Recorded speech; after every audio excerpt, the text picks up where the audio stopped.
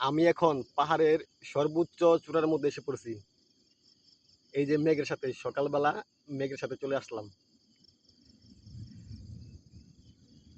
Thanks god, এত সুন্দর একটা এত সুন্দর সুন্দর এত সুন্দর সুন্দর একটা পৃথিবী আমাদেরকে দেওয়ার জন্য, আমাদেরকে উপহার দেওয়ার জন্য।